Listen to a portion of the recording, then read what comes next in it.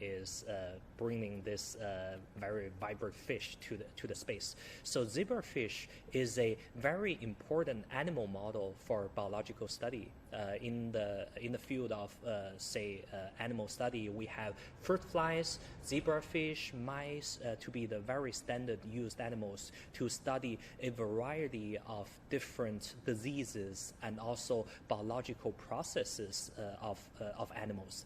And zebrafish as the very simple but also very close to our human beings vertebrate. Yeah, so it's a vertebrate comparing to fruit flies. They are non-vertebrates. But in the future, we may have more complicated, complex biological systems in the space. But this is actually a very important and very complex species in the space. As the reporter mentioned, is we actually share 80% of our genes with zebrafish. And zebrafish, our scientists has already sequencing the whole genome of this animal. Yeah, so the study of this animal can go into very details on the behavior level, on their mechanics and biological micro scale level, and also on the very micro, say about their genes, about their molecules on that level too. What other studies or scientific experiments have caught your eye? The others are some stem cell experiments. Although those I would expect one day there are animal stem cell experiments, but right now they're doing plants stem cell experiments in space, because on Earth we know that stem cells are the very important cells that can grow into any specific cell type.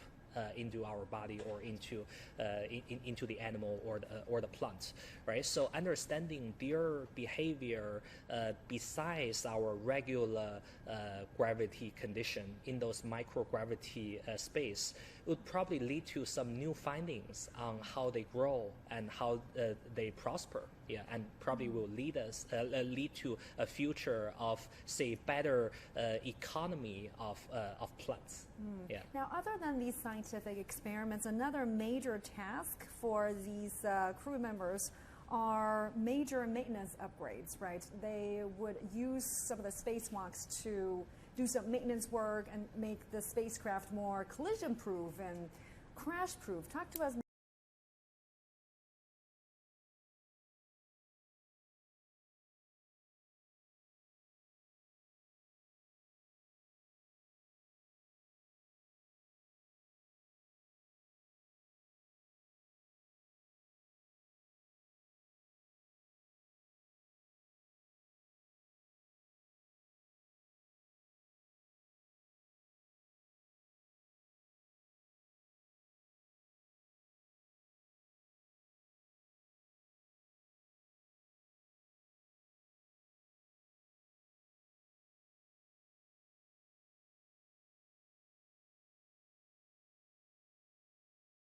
But still we recovered the function of the solar panels by our EVA. But you cannot be sure that for the next 10 years, some of the space debris may hit the critical parts of our Tiangong space station. We have a lot of pipes, cables, and other critical things outside our station. And the important thing is that these parts are very critical for the normal operation of our space station. Also, you know that during the live coverage of the EVA of the previous mission before, we have the operation of mounting some motors for the cooling system of Tiangong space station, some pumps. And these pumps are also very important to keep the thermal control or keep the temperature very normal inside the station. But you know that there are coolant inside these pipes. If it was heat, there will be leakage. Very, very terrible. So we must protect these pipes and also some very critical cables, either for the maintenance or for the scientific research. So what you mentioned, this step is very, very necessary. So this will be one of the major tasks of our Shenzhou-18 crew. I believe that they've already been well trained for this. Yeah, as you were speaking, we were looking at live pictures near the launch pad. There were huge crowds of people watching, waiting for the liftoff, watching the historic moment with us. Now, as we speak, the 3 astronauts are already in position, strapped in. Not much of movement there. They are quietly waiting for, the final procedures, the final checks up. We're approaching 15 minutes prior to launch. Yes. And you mentioned Shenzhou-17 crew, right? The Shenzhou-18 crew will be welcomed by their peers from the Shenzhou-17 crew. There is a very, very interesting experience of the Shenzhou, actually speaking, Shenzhou-17 crew and Shenzhou-16 crew. You know that during the launch of the Shenzhou-17 spacecraft, you know that Shenzhou-16 crew is watching the live coverage inside Tiangong Space Station. And when your colleagues of the CMG see this video, and she, actually Ms. Lao Chunyan, say hello to Mr. Jing Haipeng, the commander. And it is very interesting that Jing Haipeng react to her greeting. So this like shows that the communication between our Tiangong Space Station and the ground is already very, very powerful now.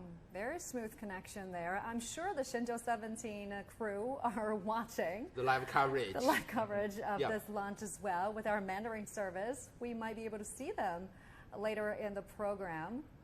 Very exciting moment. Yeah, because we know that we have the Tianlian data relay satellite. At this moment, we have both the first generation and the second generation Tianlian data relay satellite. So we can have multiple video streams, very high definition video streams, multiple from the cameras mounted in everywhere inside our Tiangong Space Station to give these videos to the ground. So we can, during this live coverage, not only the astronaut inside our Tiangong Space Station can see the launch procedure, but also we can see they are watching the live coverage. Yeah, so the Shenzhou-17 crew and Shenzhou-18 crew will conduct another in-orbit handover. Yes. So we will see 6 astronauts in the space station at a time. Would that be a challenge? This will be the 4th time we see this historical moment between the Shenzhou-17 crew and the Shenzhou-18 crew. That will be a very exciting moment, but not so exciting as the first one, because you know that we've already been very practical for this procedure, and also you know that to support and to realize this moment, we need the support from the what we call the regenerative environmental control and life support system, because it is it can recycle all the resources, the water, oxygen, and so on. So at this moment, still you can see, usually in most cases, we can see the video camera mounted inside our re-entry capsule. Usually the commander and his companions usually sometimes read the manuals. You may notice that the manual not only includes the operations, the guidance of what they should do next, but also it has information, very necessary information when something wrong happens, what they should do.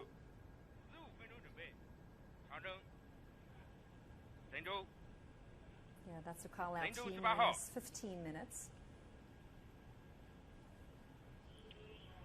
And we've noticed that all the Shenzhou-18 crew were selected from 2010 and 2020. And that's the second batch and the third batch of astronauts. And we're hearing words of the selection process for the 4th batch of astronauts will be finished soon. When do you think these new taikonauts will start their mission?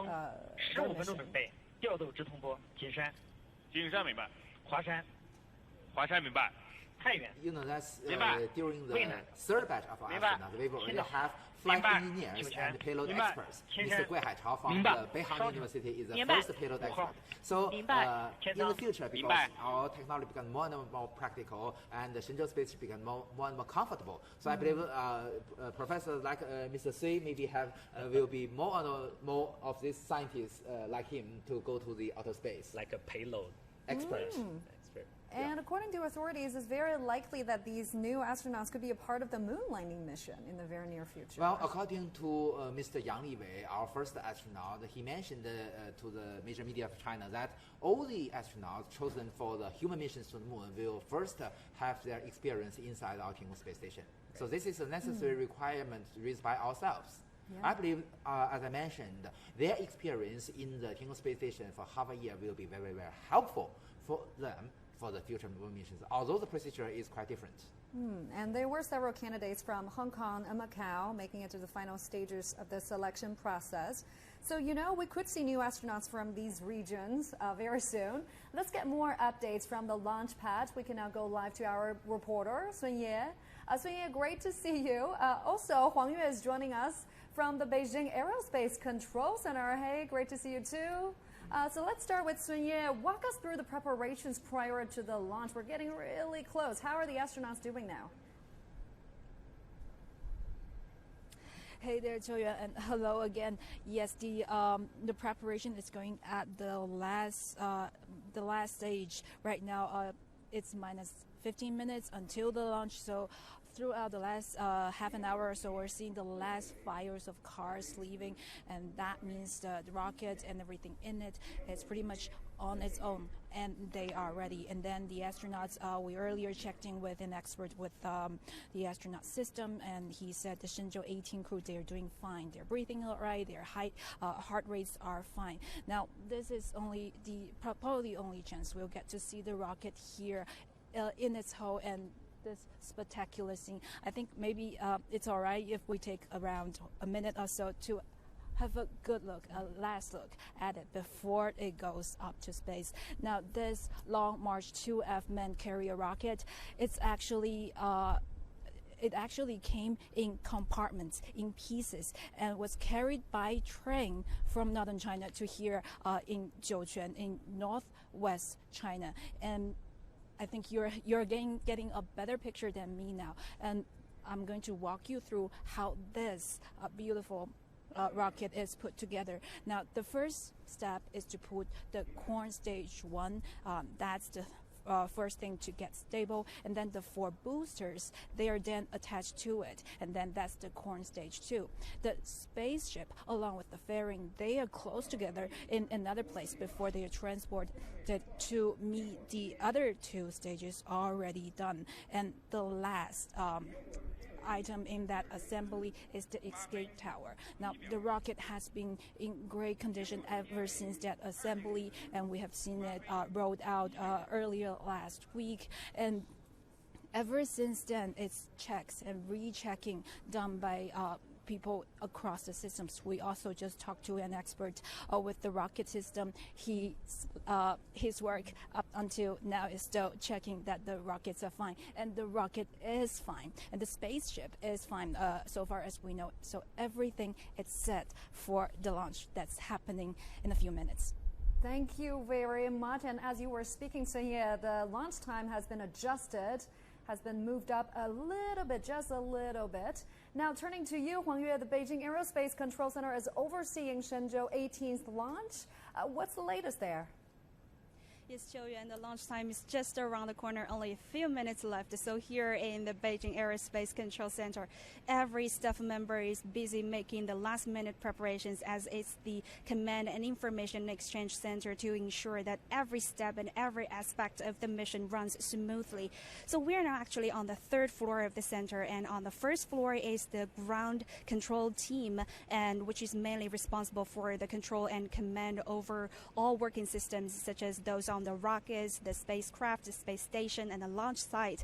And actually, if you and our audience once followed our previous missions, you might have already known that this team has a very special nickname called Beijing Copy, because this phrase once became so popular on Chinese social media platforms because it's going to be used so frequently and repeatedly in the hall after launching. And actually, I arrived here hours earlier before the launch because, to be honest, this is also the first time for me to cover the launch mission. So I came here earlier trying to get more familiar with the situation. And one of the things that impressed me the most is that the team members here are quite young, and many of them are in their 30s or even 20s. So you can tell that people born in the 1990s have already become the main workforce for China's aerospace industry. And they are so calm and confident. It doesn't mean that they won't get nervous. Of course, they could be, but they won't show that because they've already had vigorous trainings and tests, and they are professional enough, they are intelligent enough to deal with any situation. So from them, you can see a very promising future for China's aerospace industry. And in addition to the ground control team, behind me there were 2 screens. As you can see, one shows the launch site, and the other one shows a return capsule, and inside there are 3 taikonauts, the Shenzhou-18 crew members, and they are making the final preparation and waiting for their colleagues to come and meet with them. And I was told that they can actually watch the live broadcast of the mission, but of course they are watching the CCTV 30, the Mandarin channel. But next time I do suggest that they watch CGTN special live coverage, because I'm not worried about their language skills. And I believe they must also be very excited, because after a 6-month business trip to space, on the end of this month, they will come down back to Earth and they will meet their friends, families, and colleagues. Back to you, Qiuyan.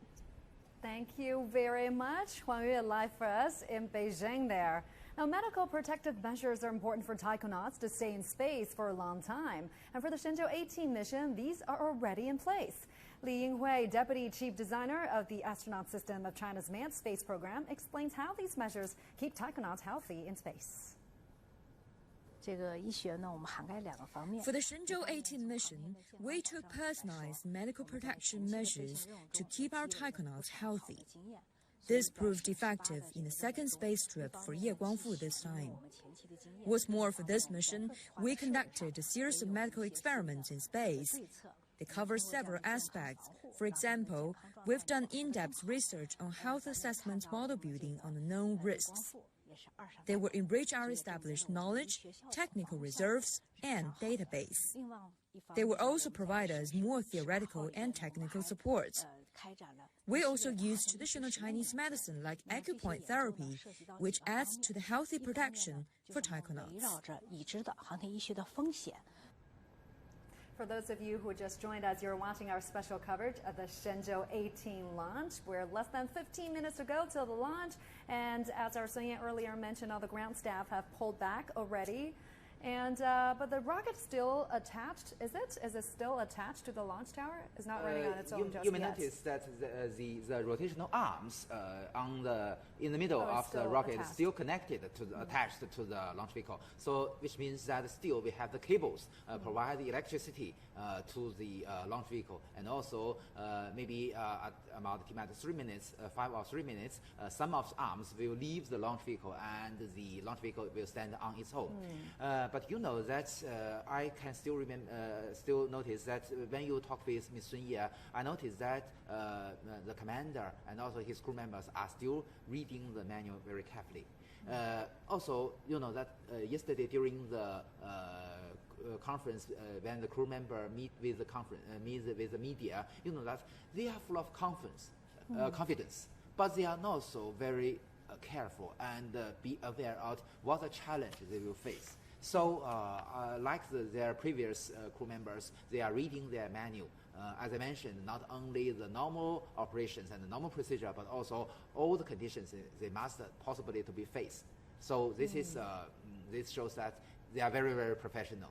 Yeah, we're approaching T-minus 5 minutes.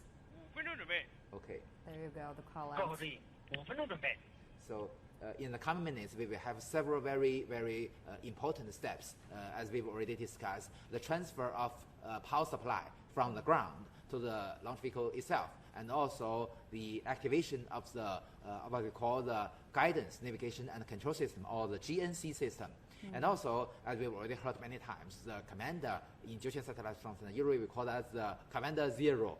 Oh, they've put down their face shield. Okay, they close the face mask of the helmet. So at this moment, they have formed the second airtight sealings as a backup measure to ensure their safety. And they're still looking at their manuals. What kind of things are on their checklist? You would assume? There are all kinds of instructions on if you met this problem, how to solve it, how to do any right operation or the right choice. Yeah, and it's usually very quiet at a launch control around this time, as we're getting really close to time zero. Not so much calm going on there, except for a few simple commands and the final countdown.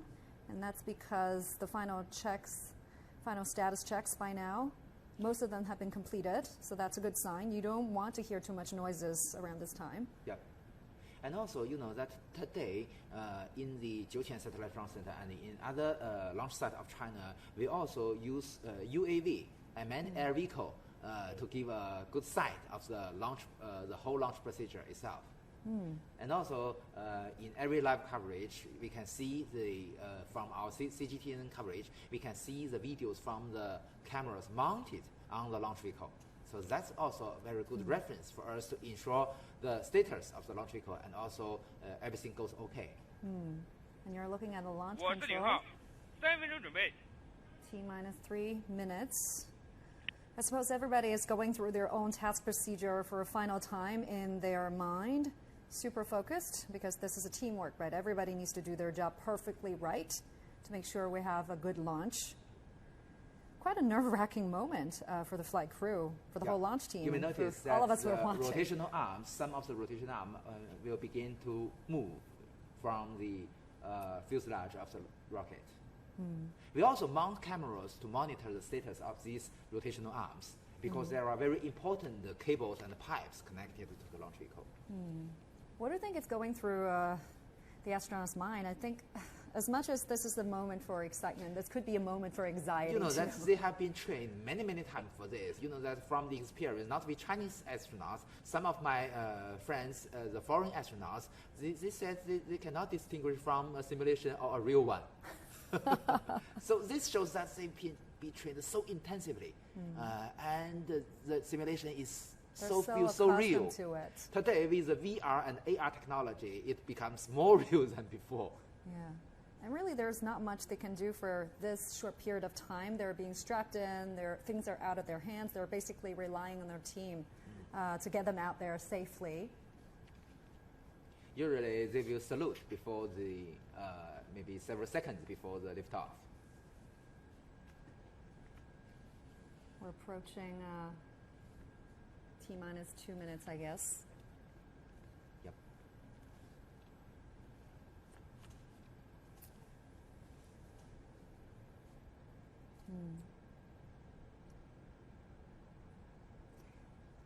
So this is a beautiful evening of Jiuquan Satellite Launch Center.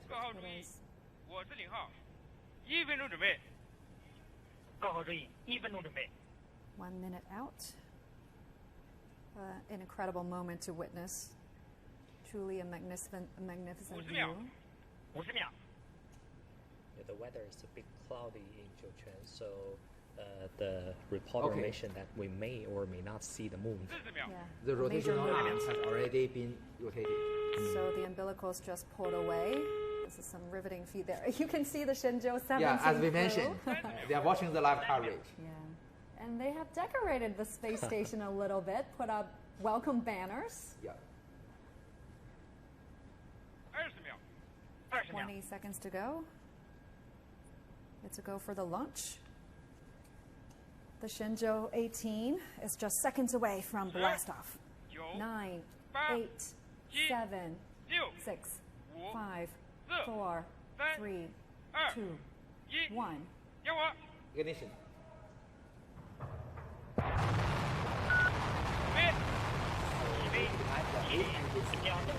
And at the moment, 20 seconds after the liftoff, we will have a pitch over, which means that the flight direction will change from a vertical one to the horizontal one, to the eastward.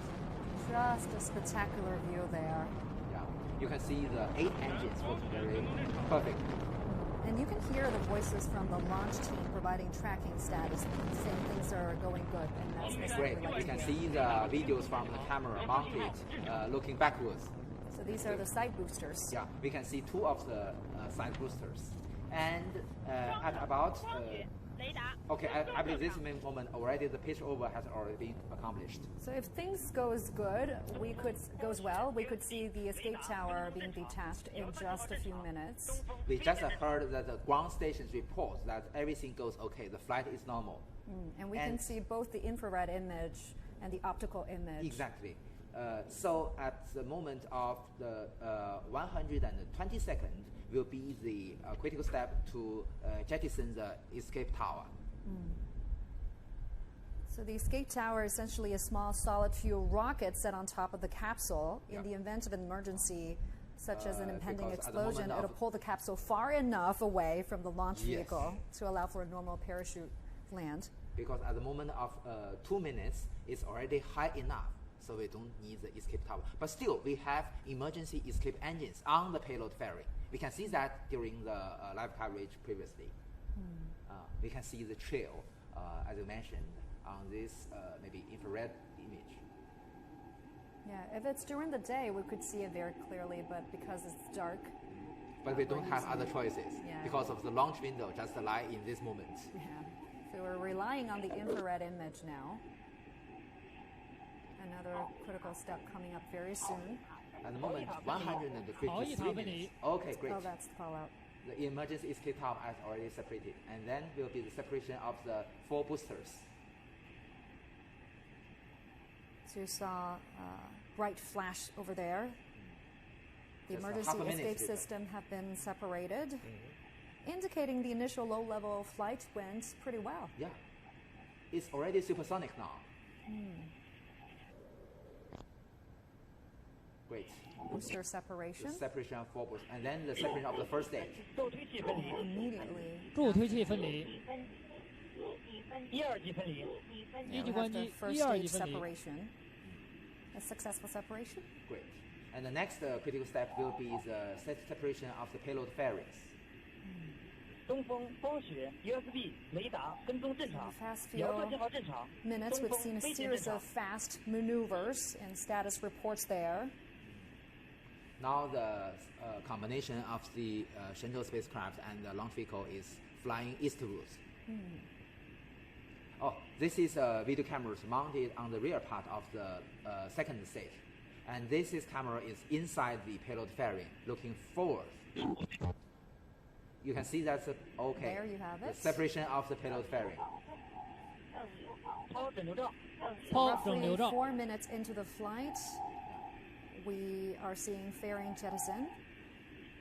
深圳18号报告，整流罩分离。 So now the spacecraft is exposed in space. 北京明 I 白。 just heard the voice of Mr. Ye Guangfu, the commander. He reported that the payload fairings, now they can see the sightseeing outside.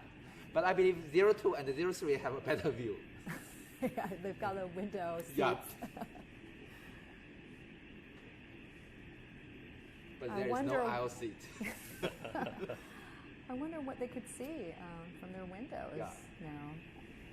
Usually, in the previous missions, sometimes they can entering the sunshine areas, but this moment they are still in the shadow areas of the Earth. So in about few minutes, we're gonna see the second stage rocket being dropped. So Well, the second stage spacecraft works separation. much longer than the first stage, more than 5 minutes. Yeah. Now you can see this is a camera mount, the 救 video 生控 camera 制台解锁。 mounted. 东风、光学、 On the USB second stage.、雷达跟踪正常，遥 Is 测信 this 号 the 正 time 常。 that the 东 crew 风 will 飞行正 feel 常。 maximum G forces? Usually that happens Right at before the separation of spacecraft stages, because at the moment the thrust has a certain number, but you know that with the fuel becomes less and less, and the acceleration becomes greater and greater. Usually at the separation of the first stage or the separation at the second stage, they will experience the maximum peak of the G forces. So you might want to take a look at these astronauts and see just whether it'll show on their face or, you know, through their body gesture. But the 3 to 4G is not a big problem for them. It's nothing They'll for be them? trained for up to 8 to 10 Gs. And even Wow. in 8 to 10 G, they can do the right operations. So the highest G load they're going to feel is around 10. In abnormal During cases. the flight? No, in this Is normal around flight, 5G? usually 3.6. Okay, that's not so bad. Not so bad. But that's already a large number for our normal people. Imagine you have 3 more people on yourself, right? So that's the loading. Usually, how would your body react to that many G forces? Usually, you just need to say activate more muscles. You recruit more muscle activity to work against that overgravity. Is there anything that they can do now to offset the effect of high G forces? I think the design of their seat and their body posture is already very helpful for them to remove the extra forces. Yeah. So if everything's normal, as we just heard, they are actually in a quite comfortable condition, yeah, as they are very used to those in their everyday training. Yeah.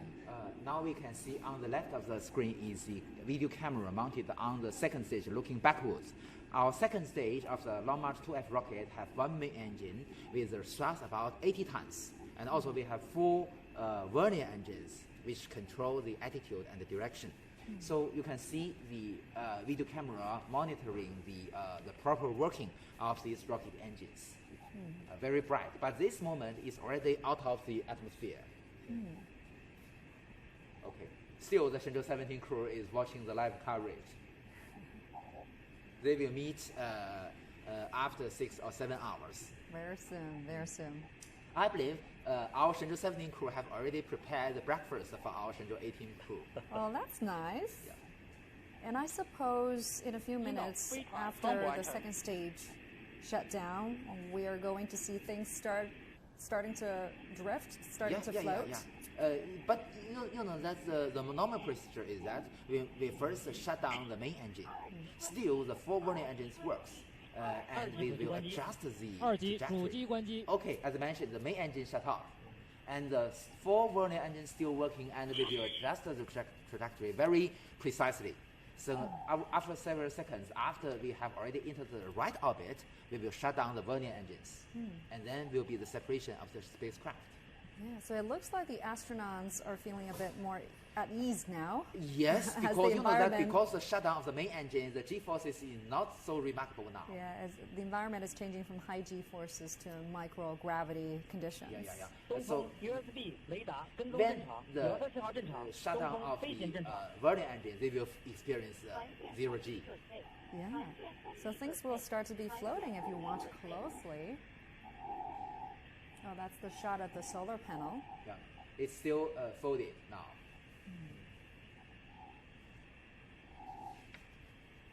So the next critical step would be? The shutdown of the vernier engines.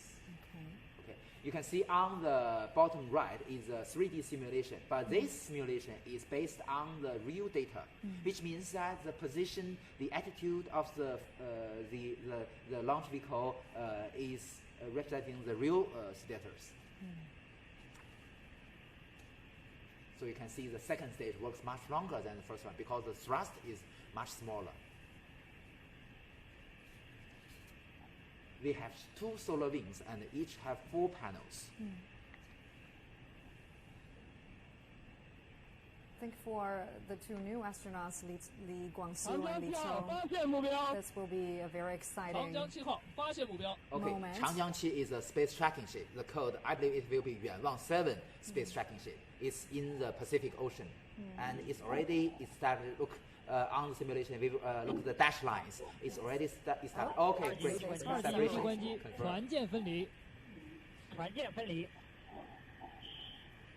从高13号报告，仪表显示船舰分离完毕。 So you can get a really good look at the spacecraft now in that 3D animation. 3 modules, right? Talk to us about it. Yeah. So the next critical step will be the unfolding of the solar panels. So only with this operation we can have continuous power supply for the Shenzhou spaceship. So by now the second stage is drifting away in space. The rocket has completed its tests that send the spacecraft into the planned orbit successfully. And also from the voice we can hear that our Changjiang 7 or the Yuanwang 7 space tracking ship has already established stable communication with our Shenzhou spaceship. And a big shout out to the Shenzhou-17 crew. They're watching us. Yeah, they are more relaxed. Because they will be getting back to Earth in a few days. Actually, I believe they will not sleep this night because they will be very, very exciting. There are visitors. Yeah, they'll be back in about 5 days. Yeah. And I believe they will bring very fresh fruit for them. And they've also made rooms for their friends. There are 6 bedrooms inside of it. 3 in the Tianhe 1 comma. 长江7号跟踪正常，遥测信号正常。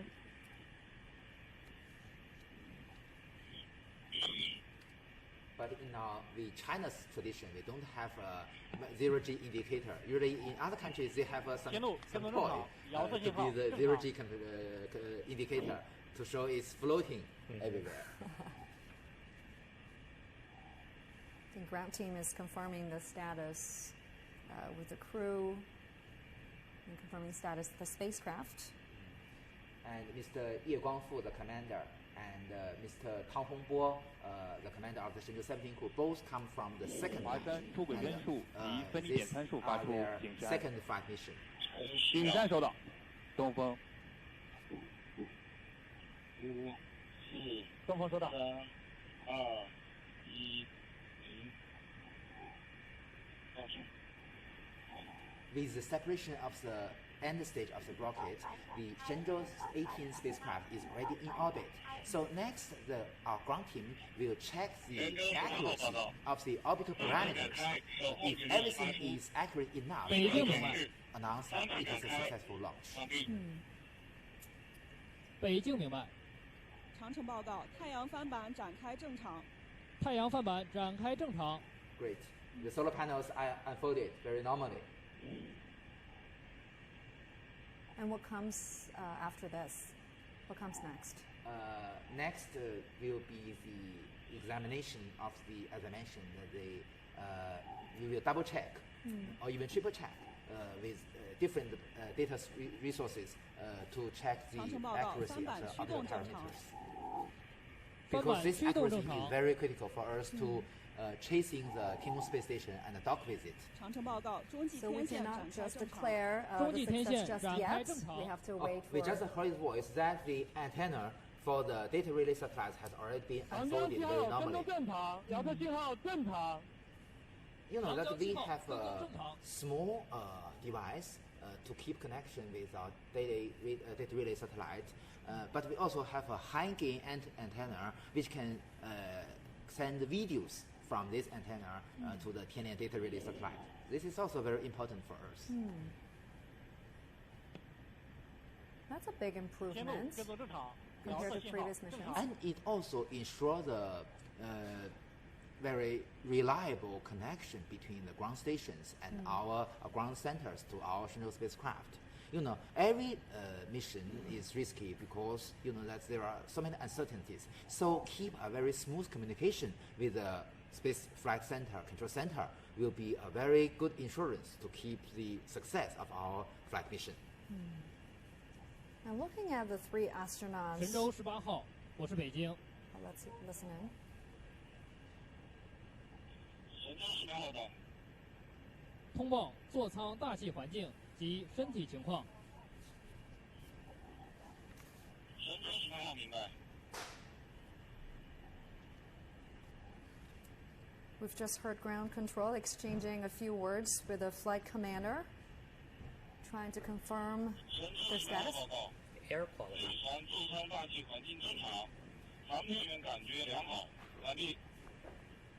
Yeah, so Ye Guangfu just said... feeling good. Yeah, they're feeling okay. They're feeling good. 长城，我是北京，通报座舱环境。 And the internal environment inside the spacecraft is also good. 北京明白。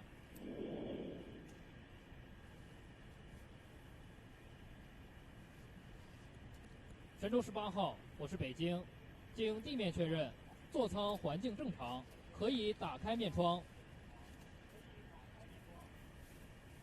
神舟18号明白。 We have a very important, very critical subsystem called the atmospheric control system. So as mentioned we heard the voice that the atmosphere inside the cabin is good. So they can open their face mask. Yep.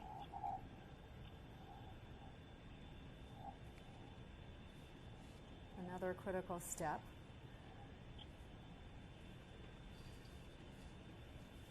You can see they are still busy reading their menu. Yeah. I mean, a pretty young team we're looking at, in their 30s, 40s. Is this a trend? Are we going to see younger and younger astronauts in the future? Yeah, I think we're looking forward to see the younger generation of astronauts. They are taking charge of more and more launching missions. 根据北京 But what's 实时 considered 轨道与遥 as 测 a 数据 prime 监 age 视判断， range for 神舟18号飞 astronauts? 船已进入近地点 Or 高度 there's no such 200 公 thing? 里， I 远地点 think 高度 I think it depends 356公里， from 倾角41.5度，周期1小时30分钟的预定轨道。飞船座舱环境正常，航天员状态良好。北京出轨根数及分离点参数已向各方向发出东风。东风明白。华山。 We've already got the orbital parameters as announced by the Beijing Flight Control Center. So the perigee is 200 kilometers, and the apogee is 356 kilometers, and the inclination is 41.5 degrees. So it's a very accurate launch. It'll take an hour and a half, right, for them. So they will spend 6.5 hours in orbit to chase our Tiangong space station and finally dock to the docking port at the bottom of our node. And that'll be an automated rendezvous? In normal cases, it will be automatic one. But if anything wrong happens to the automated docking system, as you mentioned, we will switch to the manual docking. And all these crew members were well trained for this operation.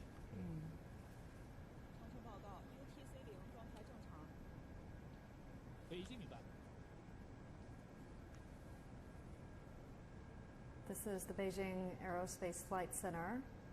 So after the launch, they will be taking over the monitoring job. We're still standing by for an official confirmation declaring the launch as a success. After coming into orbit of our Shenzhou spacecraft, the control will be switch from our Jiuquan Satellite Launch Center to Beijing Flight Control Center. So Beijing will take over. Yeah. Right.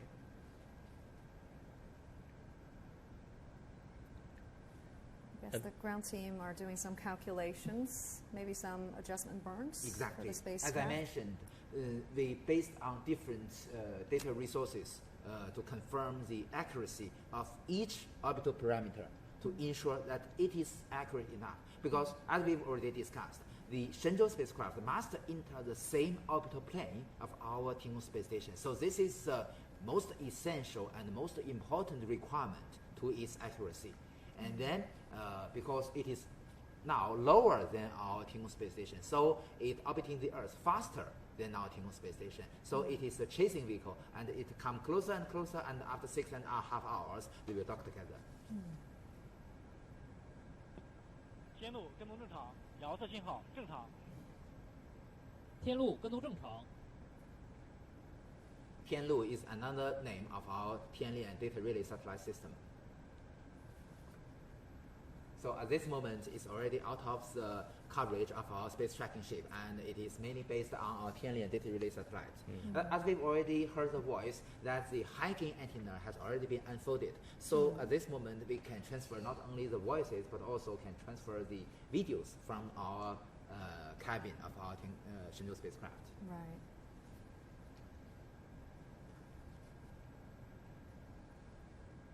You know, China has this three-step strategy for its space exploration. The first phase, which is the last phase, is building its space station.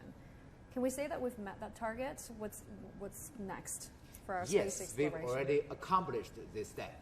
And next, as we mentioned, we are now in the phase of utilization and development. But still, we have a lot of work in the future. For instance, our Tiangong space station will be expanded, doubled in the future.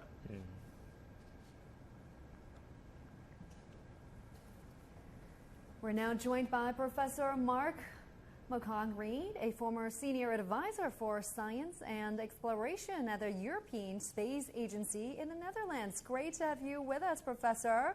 Now, the Shenzhou-18 has just launched. We are standing by for an official confirmation of the launch success. But what significance does it have for space exploration? Well, assuming everything's gone well, which it sounds like it has, congratulations to the crew and everybody involved. Going back to the space station, of course, you have 3 astronauts there already waiting for them, and then you will change the crew for another 6 months expedition, as they're often called, on the Chinese space station. This is very similar to what we've been doing for many years, of course, with the International Space Station. And as one of your speakers there just said, this is about building capacity, expanding the space station, and doing research and development, both on the space station, scientifically, doing interesting things there. In fact, one thing, as an astronomer, one thing I'm really excited about is the Zhuntian Space Telescope, which should be launched to Tiangong, not docked to it, but nearby to it, and doing some very interesting scientific astronomy experiments over the years to come.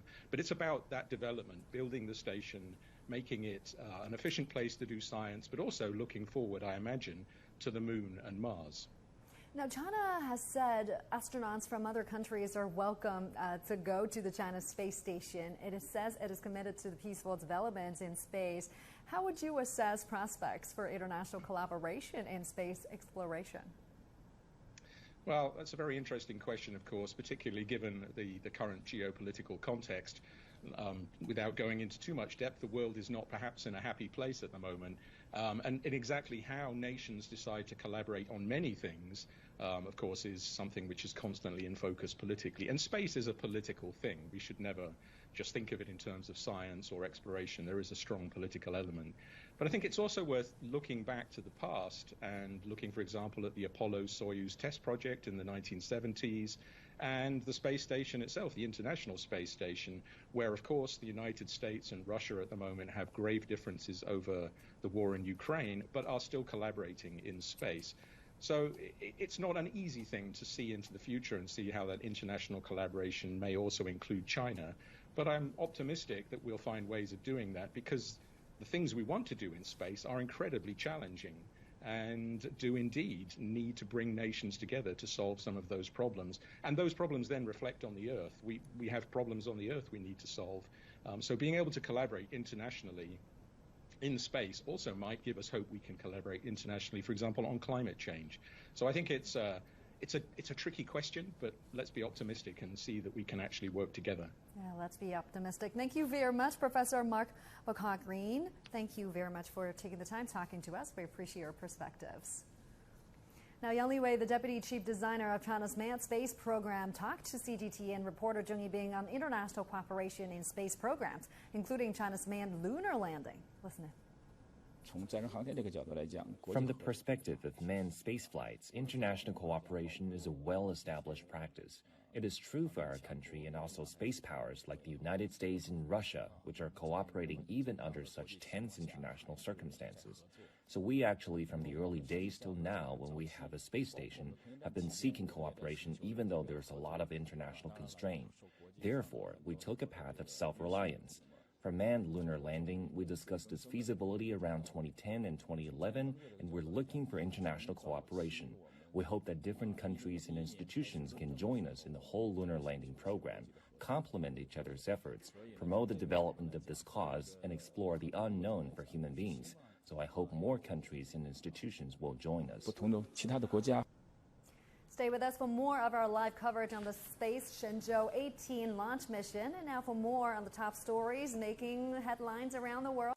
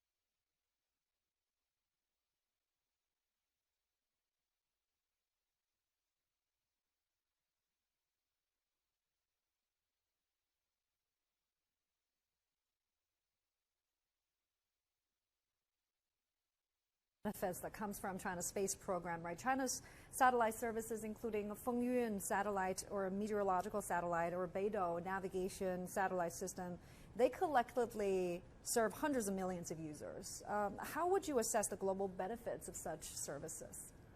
Yeah, the global, I think the global commercial markets would be very welcome to see that besides the GPS system, we have multiple different choices, that can provide a different level of services. Yeah, so this would be very helpful, I think, globally to provide extra value besides what we've already had.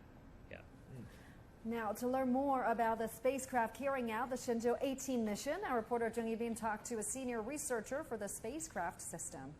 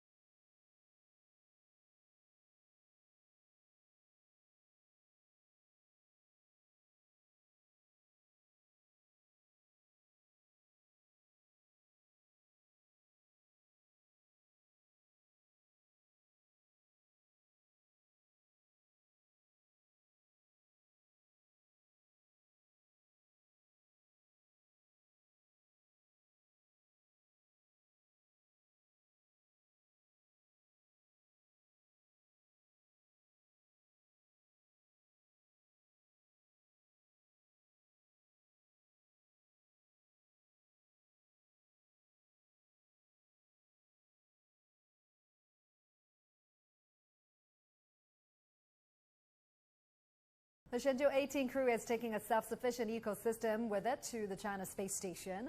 The experiment they would be working on involves the second most complex vertebrate the space station has ever seen. Arsenia has the report.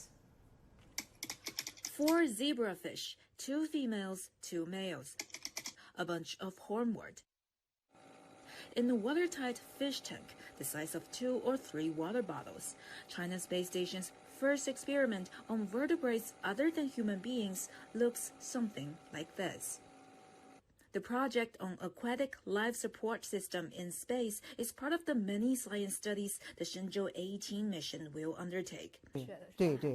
Professor Wang Gaohong, one of the scientists behind this lively experiment, says the aim is to keep the small ecosystem self-sufficient, where the homeward conducts photosynthesis with LED light and let the fish be alive and happy for a month. So happy that they may lay eggs. Taikonauts would take care of the fish tank. For instance, if the fish lay eggs, they will help in collecting the eggs. They will also take water samples. We will monitor the changes in the water samples. We will also videotape the fish tank and see how the fish behave. Wang said the scientists prefer that the group stays limited to 4, lest a bigger crowd crashes the system. But even if it's small size-wise, the self-circulating ecosystem could be telling the scientists something big. Zebrafish are lab rats in water, and they're quite close to us humans. They share over 80% of our genes. Some human diseases can be studied using zebrafish as model organisms. Since water occupies such a large part of our Earth, in the long term, the study of this aquatic ecosystem would help us better understand the Earth's ecosystem. In time, the experiment could also lead to some real-life use in space. Wang said fishes are efficient sources of food, and if they can be farmed in space, they could be a good source of protein for astronauts. Wang also said the team is eyeing to scale up the experiment in the future, where fish can live a whole life cycle in space, from egg to another egg. 深夜40天，酒泉，甘肃 Province。 The Jiuquan Satellite Launch Center is home to China's first space mission. More than 6 decades later, it has evolved into a key place for China's quest into space. Our reporter Zheng Yibing is at the launch center to give us a glimpse of its past, present, and the future. China has been pursuing its space dreams and reaching one goal after another. But do you know where all these have evolved from?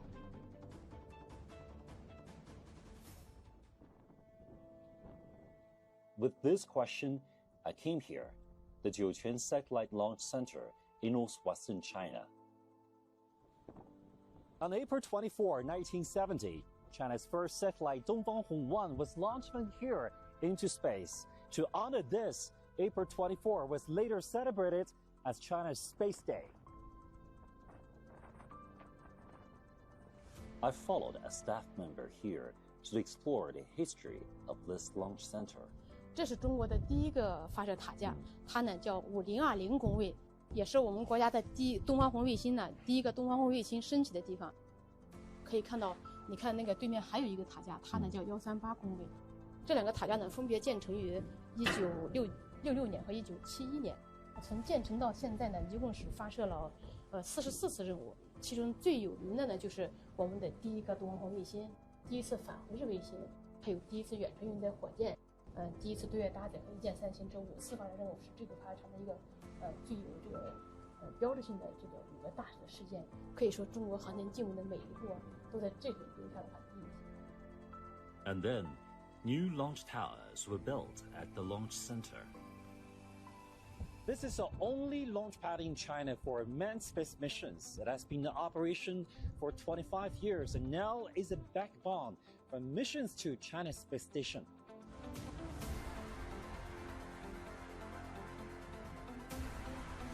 这座塔架是1994年开工建成，1997年竣工，1999年首次执行神舟1号飞船任务，到现在已经使用了25年，圆满完成了20多次发射任务，把我国20名航天员、32人次安全送入太空。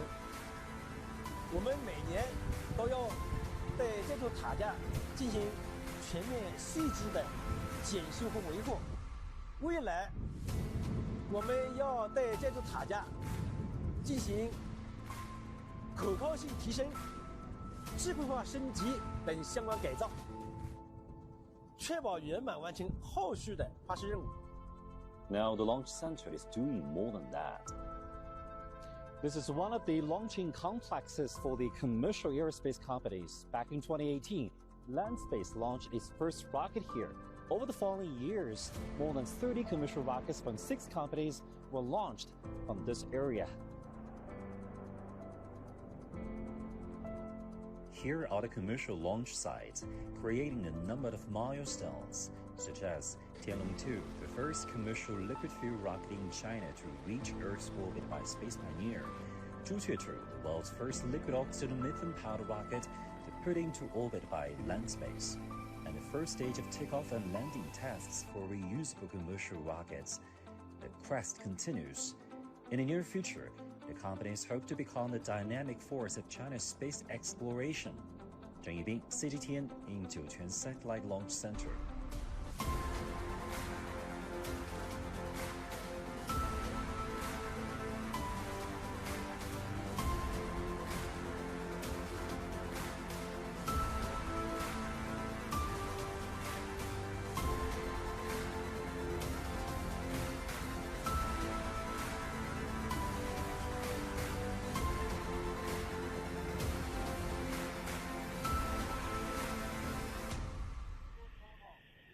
You're watching our special coverage of the Shenzhou-18 mission.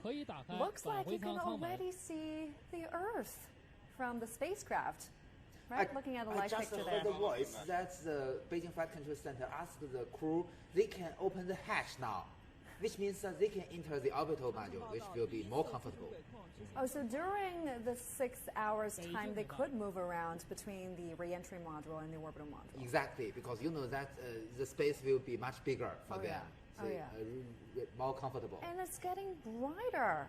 You can see, right, sunlight from actually speaking, with today, the lights inside our cabin is already more advanced than before, because today the semiconductor LCD lights are more practical than years before.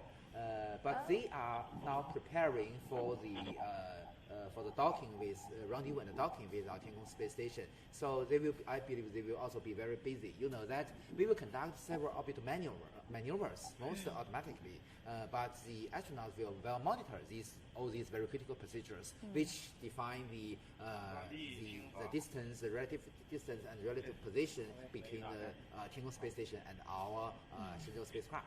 And how difficult is the docking process? We can still remember that during my first cooperation with CGTN, still called CCTV News before, we have the live coverage of the rendezvous and the docking procedure. And at that moment, because we haven't mastered this technology, we still do that very, very careful. And today, because it is very practical, as I mentioned, so this is reason why we can conduct a faster rendezvous and docking. And also, you know, one of the Tianzhou spacecraft, maybe Tianzhou 4 or Tianzhou 5, conducted the fastest, only 2 hours from the launch to the docking of the Tiangong space station, also make a world record. It's interesting that they can move around now. We no just longer heard that strapped in. the power generation, the power supply is very normal. So things are going well with the spacecraft. I mean, the space station is much bigger compared to what it was in the very beginning. Yes, the 3 module, the inner volume is more than 110 cubic meters, so very, very big. Huh. Will it be extended into even Yes, bigger exactly. one? So in the future, we will dock another 2010 level module to the front or to the node. So the front docking port will be occupied. But with the 4th module, we will have more docking ports and berthing ports. So we will have more reliable redundant, because today we only have 3 docking ports of the whole station. The rear docking port usually is occupied by the 我是北 Tianzhou. 京。根据北京实时遥测数据监视判断，飞船太阳帆板展开，工况正常，原导第一次变轨正常，后续工作按正常飞控计划实施。神舟18号。神舟18号明白。东风。东风明白。华山。华山明白。江阴。江阴明白。长城。长城明白。 The Beijing Flight Control Center, the commander just announced that the power generation is normal, and also the first orbit maneuver, as we discussed, is also normal. This is to better position the spacecraft to dock with Tiangong space They station. will conduct from after they enter the orbit and before the docking, they will conduct several orbit maneuvers. Each one is critical. Each one is important for them to chase our Tiangong space station. And everyone is also keen to know when China will open its space station for international astronauts. By what stage will we see astronauts from other countries also living and working in the Tiangong space station alongside Chinese astronauts? I believe we will see this within several years. You know that according to the announcement by... Let's listen in. Sounds we will like hear that's the the formal official announcement of the result.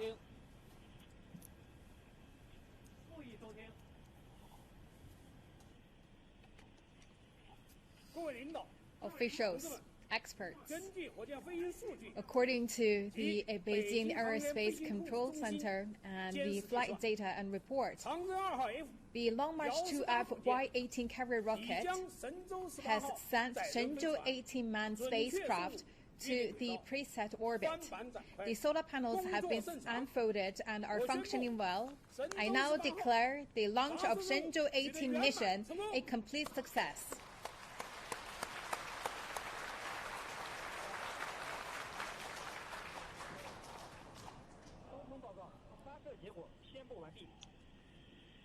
Beijing 明白。